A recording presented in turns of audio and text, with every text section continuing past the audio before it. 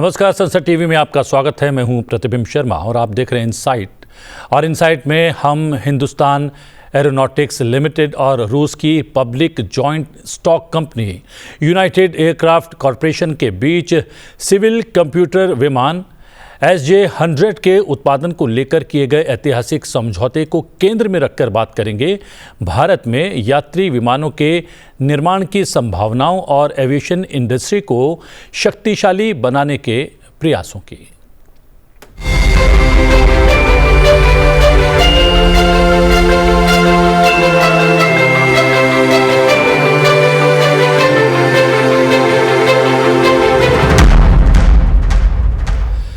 27 अक्टूबर 2025 को रूस की राजधानी मॉस्को में हिंदुस्तान एरोनॉटिक्स लिमिटेड और रूस की public joint stock company United aircraft corporation यानी PJSC UAC ने सिविल कंप्यूटर विमान SJ-100 के उत्पादन के लिए एक ऐतिहासिक समझौता ज्ञापन पर हस्ताक्षर किए हैं। इस पार्टनरशिप के तहत हिंदुस्तान एरोनॉटिक्स लिमिटेड को घरेलू ग्राहकों के लिए SJ-100 विमान का उत्पादन करने का अधिकार मिलेगा। ये समझौता दोनों संगठनों के बीच गहरे आपसी विश्वास का परिणाम है और भारत के विमानन उद्योग के लिए एक बड़ी उपलब्धि है। विषय को समझने का प्रयास करेंगे दो विशेषज्ञों के माध्यम से जो वर्चुअली हमारे साथ जुड़े हुए हैं। गोपाल सुतार हैं, पूर्व प्रवक्ता हैं, HAL और मीडिया विश्लेषक हैं। गोपाल जी, आपका बहुत बहुत स्वागत है। हमारे साथ group captain doctor Rajiv Kumar Narang हैं, मनोहर पर्रिकर रक्षा अध्ययन और विश्लेषण संस्थान के वरिष्ठ फेलो। राजीव जी, आपका भी बहुत बहुत स्वागत है। गोपाल जी, मैं आपसे शुरू करना चाहूँगा।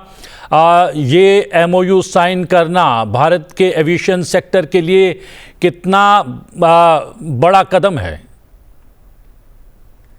धन्यवाद आपसे बात करने के लिए, हमें शामिल करने के लिए।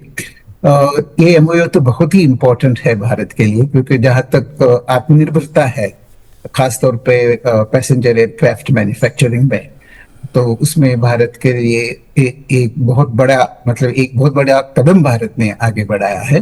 और हिंदुस्तान एरोनॉटिक्स के लिए भी एक बहुत ही अच्छी खबर है। उन्होंने इनिशिएटिव लिया है और रशिया ने भी इसमें इंटरेस्ट दिखाया है। और ये जो 70 या 100 पैसेंजर कैपेसिटी वाला एयरक्राफ्ट भारत के लिए बहुत ही इम्पोर्टेंट है, क्योंकि इसमें उड़ान स्कीम जो भारत की आजकल चल रही है, उसमें बहुत ही इम्पोर्टेंस इस एयरक्राफ्ट का रहेगा। हालांकि अभी तक टाइमलाइंस कुछ आए नहीं है, लेकिन जब भी टाइमलाइंस आएंगे और जब भी ये प्रोजेक्ट शुरू होगा, तो शॉर्ट हॉल फ्लाइट्स के लिए एक एडवांस पैसेंजर एयरक्राफ्ट बहुत ही इम्पोर्टेंट काम करेगा। क्योंकि इससे ऐसा होगा कि जो वेस्टर्न पे आज मैन्युफैक्चरर्स पे हम डिपेंडेंट है, उनके सप्लाईज पे डिपेंडेंट है, जैसे एयरबस है, बोइंग है, तो उसके मुकाबले हमें और एक अल्टरनेटिव मिल गया है। और सबसे महत्वपूर्ण बात है कि ये पूरा का पूरा एयरक्राफ्ट टेक्नोलॉजी ट्रांसफर के साथ HAL के कानपुर डिवीजन में बनेगा, और इससे बड़ी चीज और हो ही नहीं सकती।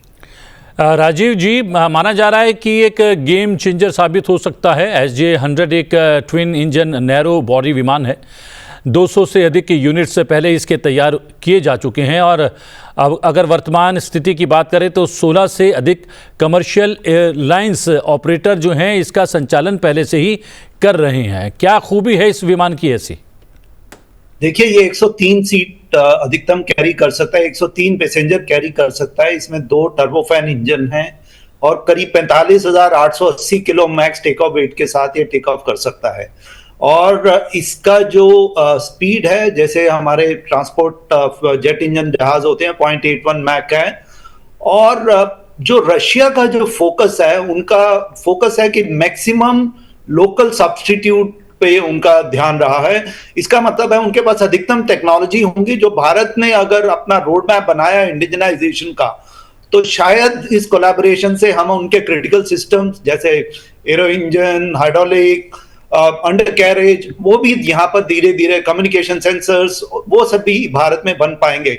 और ये मैं आपको याद दिलाना चाहूंगा, हमें भारत में लगभग 200 जहाज जो हैं लोकल जो उड़ान स्कीम के अंदर आवश्यकता होगी, और करीब 350 जहाज जो होंगे भारत के जो नियर बाय एरियाज डेस्टिनेशन है उनके लिए आवश्यकता होगी। तो ये एक बहुत बड़ा नंबर है विश्व में जो commercial transport aircraft manufacturing companies के लिए, और रशिया के लिए एक बहुत बड़ा इंसेंटिव होगा कि अपनी जो उनकी सिविल एविएशन मैन्युफैक्चरिंग है उसको ग्लोबल लेवल पे डिमॉन्स्ट्रेट करने का।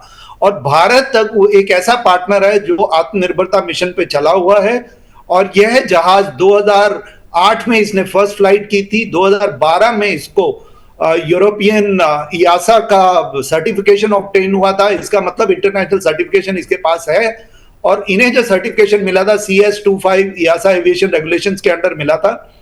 और भारत में ये पहला जहाज होगा जो टर्बोफैन इंजन में सिविल एविएशन में बन रहा है। इससे पहले भारत ने एवरो HS748 यहां पर बनाया था, जिसका जो नेगोशिएशन है भारतीय वायुसेना में ने किया था, और 1961 में कानपुर में ही एयरक्राफ्ट मैन्युफैक्चरिंग डिपो जो एयरफोर्स का था 1961 में बना था। उसके बाद 1964 में इसको ट्रांसफर किया गया था HAL के पास, और HAL ने एवरो लेकिन 1988 तक बनाया था, लेकिन वो टर्बोफैन इंजन था और ये टर्बोजेट इंजन है।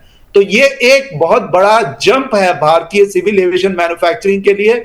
हमारी सिविल एविएशन मैन्युफैक्चरिंग में बहुत सारे इनिशिएटिव चल रहे हैं, जैसे हमारा एक प्रोजेक्ट चल रहा था कि regional transport aircraft 90 seat aircraft है जो नेशनल एरोनॉटिक्स लेबोरेटरी बना रहा है, बट वो भी टर्बोफैन इंजन था। तो ये जो है टर्बोजेट इंजन जहाजों का भारत में मैन्युफैक्चर होना एक बहुत बड़ा इनिशिएटिव है। और मैं ये आपको बताना चाहूंगा कि ये सिविल एविएशन जो टेक्नोलॉजी है इसमें कई पहलू ऐसे हैं जो वायुसेना और या हमारी बाकी उनमें भी काम आते हैं। जैसे इनके एयरक्राफ्ट इंजन की सर्विसिंग है, मेंटेनेंस, रिपेयर ओवरऑल है। अगर वो भारत में सेटअप होगा तो भारत में MRO को भी ग्रोथ मिलेगी, और जो एयरक्राफ्ट हमें भारत में चाहिए जैसे एयरबोर्न अर्ली वार्निंग सिस्टम है या भारत में एयर टू एयर रिफ्यूलर है, अगर भारत को लगा कि इसकी उपयोगिता उस डायरेक्शन में है तो वो भी एक हमारे लिए ऑप्शन मिल जाएगा, और हमें ये एक मैसेज जाएगा जो एयरबस और जो बोइंग है कि उनके लिए ये अपॉर्चुनिटी है भारत में आके जहाज बनाने के लिए। अगर वो नहीं बनाएंगे तो ये उनके लिए एक लॉस रहेगा, ये उनके लिए एक बहुत बड़ा एक अपॉर्चुनिटी मिस होगी। मुझे श्योर है वो भी इन डेवलपमेंट्स को क्लोजली वॉच कर रहे होंगे, और वो भी आगे आकर भारत में फाइनल असेंबली लाइन या completion line and MRO setup करेंगे, और भारत की आत्मनिर्भरता और विकसित भारत की जर्नी में एक इक्वल पार्टनर बन के आगे आएंगे। प्रतिबिंब जी। गोपाल सुतार जी, जो जानकारी है उसके अनुसार जो है public joint stock company United aircraft corporation, उसने 21वीं सदी के शुरुआत में जो है विमानों का निर्माण शुरू किया 2000 के आसपास, लेकिन HAL जो है 60 के दशक में जो है विमान निर्माण के क्षेत्र में जो है आ गई थी। विमान निर्माण के क्षेत्र में आने के बाद फिर लगभग 90 के दशक में रैप अप करना वो क्यों हुआ, और अब जो है एक बार फिर से वापसी की जा रही है, और जॉइंट वेंचर में ही सही इस वापसी को किस तौर पर देखा जा रहा है? HAL ने काफी कुछ काम किया, ऐसा नहीं कि HAL ने काम रुकवाया है। खासतौर पर अभी देखिए कि हिंदुस्तान 228 HAL का जो सिविल वर्जन है, जो 19 सीटर है, जो ऑलरेडी ऑपरेशनल है। कुछ ऑपरेटर्स नॉर्थ ईस्ट में, अरुणाचल में इसका उपयोग ले रहे हैं। हालांकि सिर्फ 2 ही एयरक्राफ्ट फिलहाल फ्लाई कर रहे हैं, और HAL का जो हिंदुस्तान 228 है वो पूरी तरह से मतलब सर्टिफाइड है।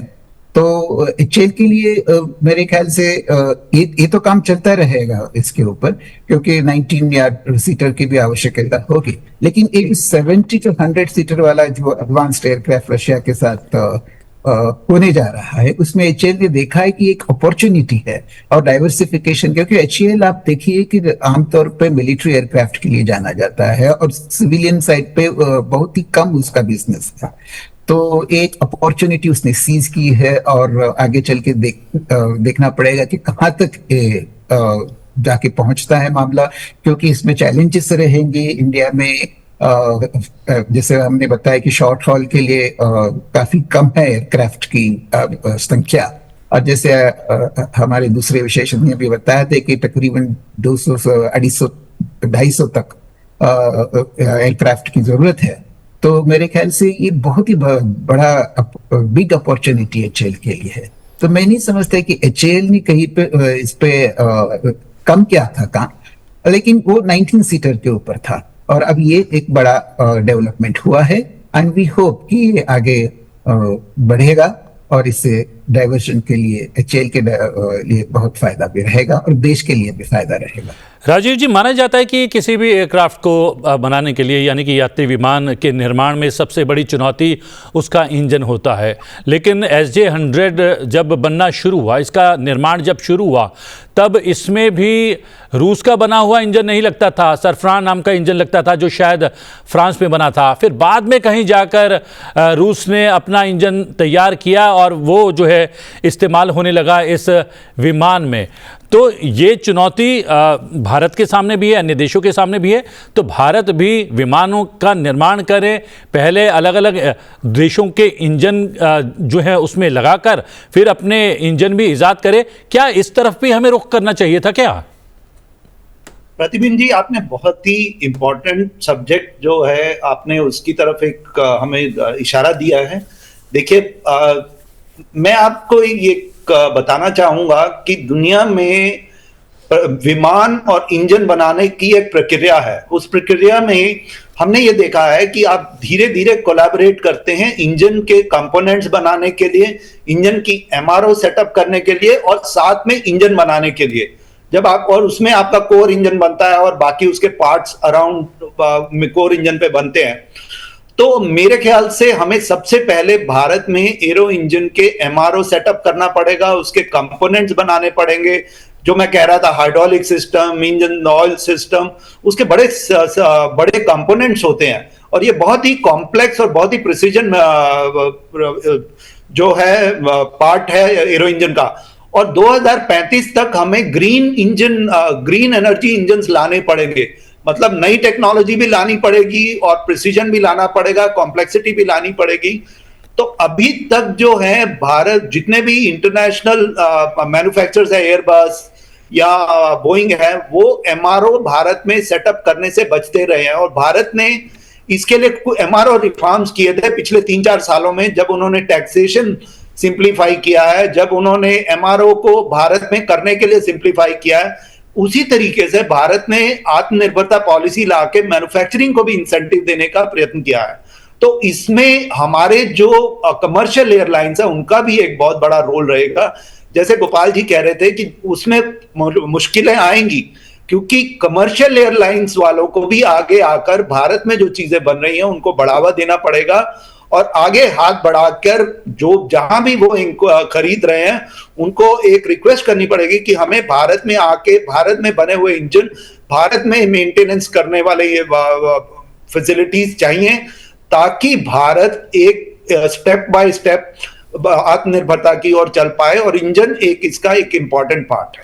राजीव जी, एक वक्त ऐसा था कि इसरो को जी बोलिए। इसमें एक चीज ऐड करना चाहता हूं, जैसे नारायण साहब ने कहा, बहुत ही अच्छी तरह से इसको एक्सप्लेन किया है। अनदर एंगल इसमें यह है कि जियोपॉलिटिकल कॉन्टेक्स्ट आप देखें कि जैसे मैं बोल रहा था कि वेस्टर्न प्रोडक्ट्स पर हम डिपेंडेंट है, चाहे वो एयरबस और बोइंग हो, और रशिया के साथ ये जो नया कॉन्ट्रैक्ट हुआ है, जो MOU साइन हुआ है, उससे ये भी साबित होता है कि जियोपॉलिटिकल कॉन्टेक्स्ट की दृष्टि से भारत ये नहीं है कि किसी एक या दो जियोग्राफिकल रीजन पर डिपेंड करना चाहता है। रशिया भी भारत के लिए बहुत ही महत्वपूर्ण है और इसका ये संकेत जाता है कि हम रशिया के साथ भी काम करके हम अगर हमें कुछ आगे चलकर कुछ डिफिकल्टीज आए तो हमारा और एक पार्टनर, और जो कि काफी मतलब डिपेंडेंट पार्टनर रहा है, उसके साथ और एक कदम हमने आगे बढ़ाया है सिविल एयरक्राफ्ट मैन्युफैक्चरिंग में। जी राजीव जी, मैं एक और जो है प्रश्न जो है उसको जोड़ना चाह रहा था। इंजन की जब हम लोग चर्चा कर रहे थे उसमें एक बार ऐसा था कि हमें अपने अंतरिक्ष मिशन को जो है ऊंचाइयों पर ले जाने के लिए क्रायोजेनिक इंजन की आवश्यकता थी, और अलग अलग देशों ने पहले स्वीकार भी कर लिया था उस इंजन को भारत को सौंपने के लिए, लेकिन बाद में जो है वो मुकर गए और भारत ने इस चैलेंज को एक्सेप्ट किया और स्वदेश में ही क्रायोजेनिक इंजन का निर्माण किया। और आज हम देख सकते हैं कि हमारे अंतरिक्ष मिशन जो हैं खासी ऊंचाइयां छू रहे हैं, पूरे अलग अलग विश्व के देश जो है रश्क कर रहे हैं हमारी इस सफलता को देखकर। तो क्या जब चुनौतियां आती हैं तो सफलता के द्वार भी जो हैं खटखटाती हुई आती हैं? क्या उस और भी हमें काम करने की आवश्यकता है? देखिए, मैं आपको एक चीज बताना चाहता हूं। मैंने दुनिया में एरोनॉटिक्स को बड़े ध्यान से पढ़ के समझने की प्रयत्न किया है, और मैं आपको ये जानना चाहूंगा, आप कितना भी कोलैबोरेट करें, आपको दुनिया तभी सीरियसली लेती है जब आप खुद भी एफर्ट करें। देखिए, अगर हम रशिया से कोलैबोरेट कर रहे हैं, अगर हम एफर्ट करके वो कंपोनेंट यहां बनाने की प्रयत्न और उनसे डिमांड नहीं करेंगे, हम उतना अचीव नहीं कर पाएंगे। अगर हमने एवरो इतने साल बनाया तो हमने एवरो का वेरिएंट नहीं बनाया, हालांकि उसका एक प्रोविजन था कि जिसमें हमने एवरो अपग्रेड प्रोग्राम था। तो मुझे लगता है कि क्रायोजेनिक इंजन से हमें सीख लेनी चाहिए कि हालांकि हम कोलैबोरेशन कर रहे हैं, हमें एक अपना इंडिजिनस इंजन प्रोग्राम भी लॉन्च करना चाहिए, क्योंकि अभी देखिए हमारा फाइटर इंजन प्रोग्राम चल रहा है, उसके साथ अगर हम टर्बोफैन और ये जो कमर्शियल इंजन वाले और जो ड्रोन वाले यूज है उसमें भी इस तरह के टर्बोफैन इंजन इस्तेमाल होंगे। अगर हम पैरेलल प्रोग्राम शुरू करेंगे तो मुझे ये लगता है ये बहुत आवश्यकता है। मैं आपको ध्यान आकर्षित करना चाहूंगा कि 2023 में भारतीय सिविल एयरलाइनर्स ने 1150 विमान की जो एमओयू साइन किए थे एयरबस और बोइंग के साथ। 1150 दुनिया में सबसे ज्यादा नंबर है इस वक्त, और उसमें 770 जो है एयरबस को गए थे, बाकी बोइंग को गए थे। इतने जहाजों में कोई भी कंपनी अपना प्रोडक्शन लाइन यहां पर सेटअप करना चाहिए था, लेकिन उन्होंने ये अपॉर्चुनिटी गवाई और हमें भी इंसिस्ट करना पड़ेगा। और एरो इंजन जो है, मैं आपकी बात से सहमत हूं कि जब भारत या कोई भी देश जब उस पर कोई मुश्किल समय आता है, और भारत उसमें हमेशा अव्वल आया है, और मुझे लगता है लेकिन उस सिचुएशन पे पहुंचने के लिए हमें commercial aircraft engine programme launch करना पड़ेगा।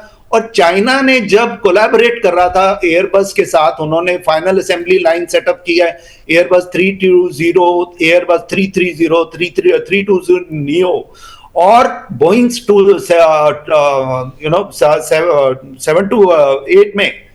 इन सब के बावजूद उनका एक अपना प्रोग्राम चल रहा था, C919 प्रोग्राम।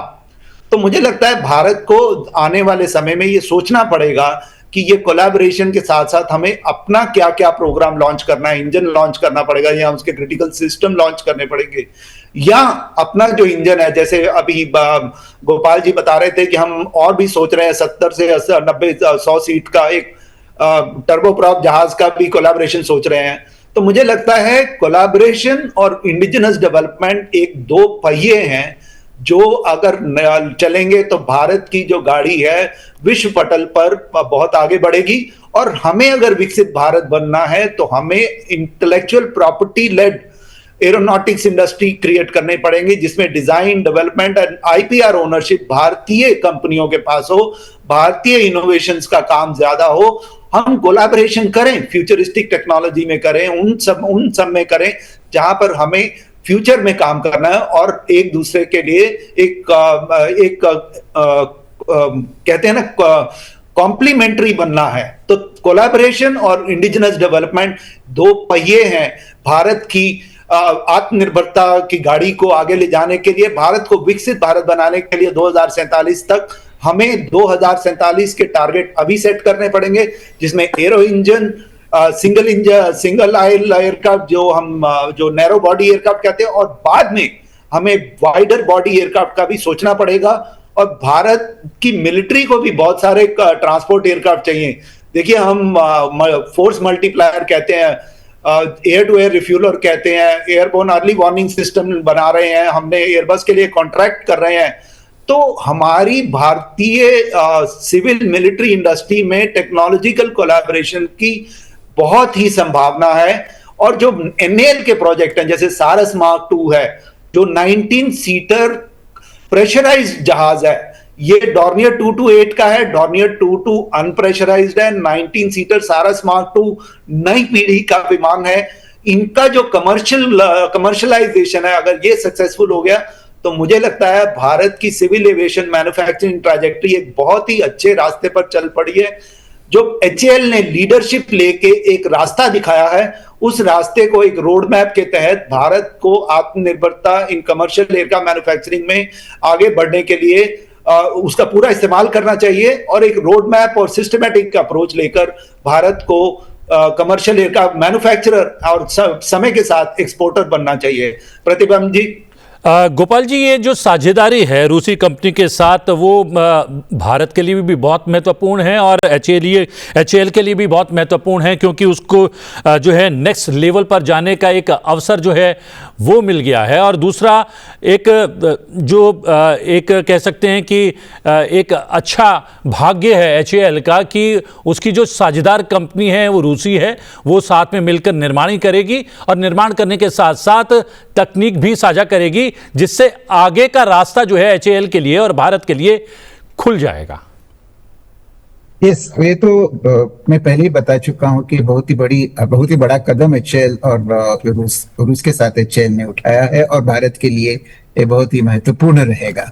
और यही नहीं है कि जैसे देखिए एचएएल के साथ रशिया काफी मिलकर काम कर रहा है, चाहे Su-30 प्रोजेक्ट्स हो, और आगे चल के भी लोग बात कर रहे हैं कि आगे जो वेरिएंट्स आएंगे Su-30 के, वहां पे भी शायद एचएएल और भारत रूस के साथ काम करेगा, क्योंकि ये जो डाइवर्सिफिकेशन है कंट्रीज के साथ भी होना चाहिए, सिर्फ विद इन प्रोडक्ट्स में नहीं है। क्योंकि जैसे मैंने पहले बताया कि जियोपॉलिटिकल सिचुएशन से ऐसे बदलते रहते हैं, बार बार बदलते रहते हैं, तो हमें सिर्फ एक सेक्शन पे डिपेंडेंट होके काम नहीं करना चाहिए। बिकॉज एक बहुत बड़ा लेसन हमने पिछले 6 महीने या 1 साल में लिया है। राजीव जी, उड़ान जो है विमान सेवा जो है भारत सरकार ने बहुत ही उम्मीदों के साथ शुरू की और उसका प्रतिसाद भी बहुत अच्छा मिला। छोटे छोटे शहरों को हम कनेक्ट कर पाए वायुयानों के माध्यम से।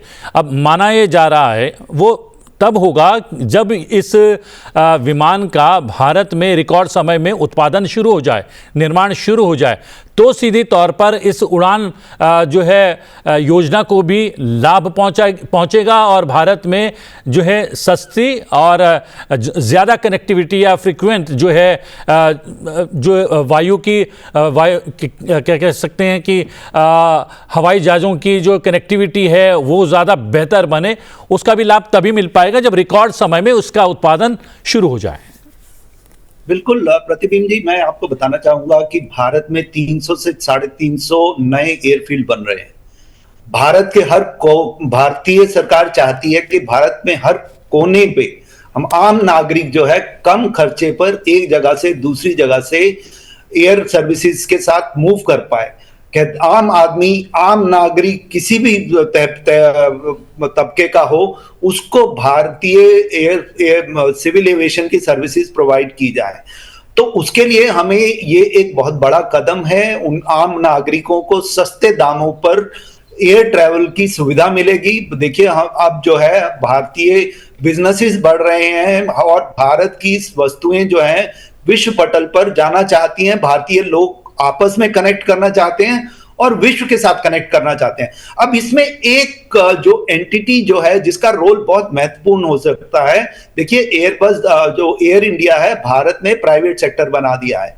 अब प्राइवेट सेक्टर कंपनीज को आके एचएएल के साथ हाथ बढ़ा के इन विमानों को भारत में इंडक्ट करने के लिए एक प्रोएक्टिव इनिशिएटिव लेना पड़ेगा और भारतीय सरकार को इंसेंटिव देने चाहिए।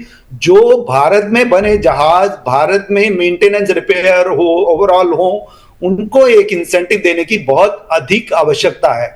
और भारत में एक विजन डॉक्यूमेंट बनाना चाहिए कि कमर्शियल एयरक्राफ्ट मैन्युफैक्चरिंग में कैसे भारत में बने हुए जहाज भारत में ही ना बने, वो भारत के लिए ही ना बने, बड़े विश्व में बाकी देशों के लिए भी बने। ये एक रोड मैप चाहिए, क्योंकि इससे हमारा आम नागरिक नहीं होगा, हमारी जो प्रोग्रेस है, हमारी जीडीपी ग्रोथ है, जो हम एक विकसित भारत बनना चाहते हैं, हम तीसरी पोजीशन में पहुंचना चाहते हैं, समय के साथ शायद हम दूसरी सिचुएशन के लिए एस्पायर करें, वो शायद 2047 के बाद का टारगेट हो। बट मुझे लगता है जब हम तीसरी पोजीशन पे आए तो हम पहली और दूसरे से बहुत दूर ना रहे, हम उनके पास जितना पास आ सके उसके पास आए। और वो तभी होता है जब भारत में कोर टेक्नोलॉजी डिजाइन और मैन्युफैक्चरिंग होगा, जब भारत में बनी चीजें विश्व व्यापार पर एक्सेप्ट होंगी, जब भारत के बने हुए जहाज, भारत के बने हुए इक्विपमेंट, भारत में बने हुए सब सिस्टम दूसरी विमान कंपनियां खरीदें विश्व की, तब भारत जो है आत्मनिर्भरता और विकसित भारत के और बढ़ पाएगा।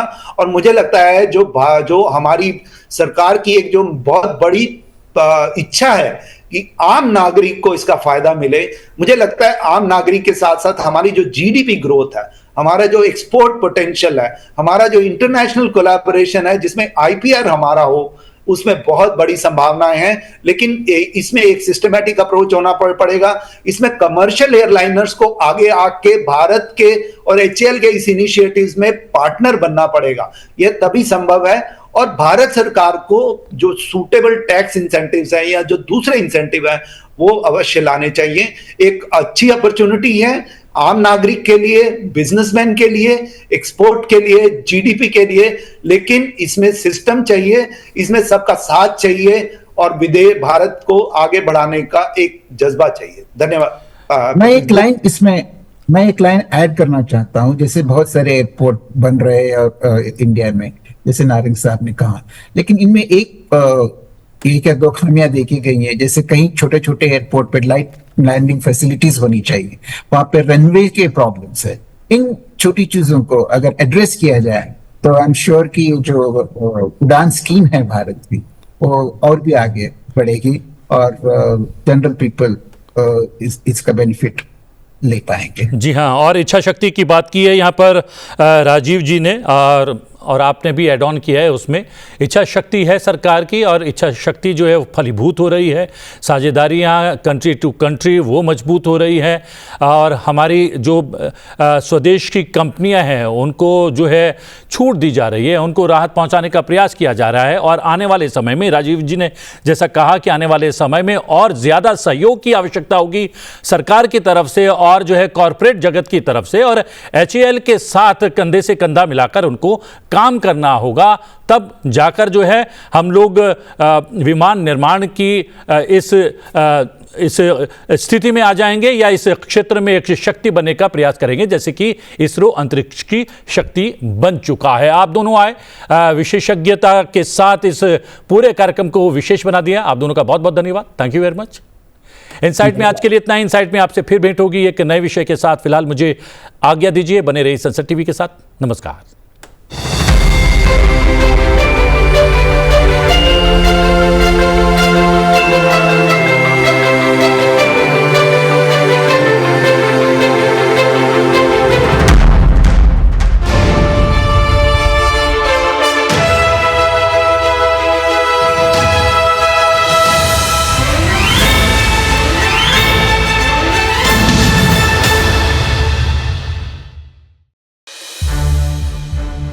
संसद टीवी के और भी प्रोग्राम्स देखने के लिए सब्सक्राइब करें हमारा YouTube चैनल, और हाँ, इन्हें लाइक और शेयर करना ना भूलें।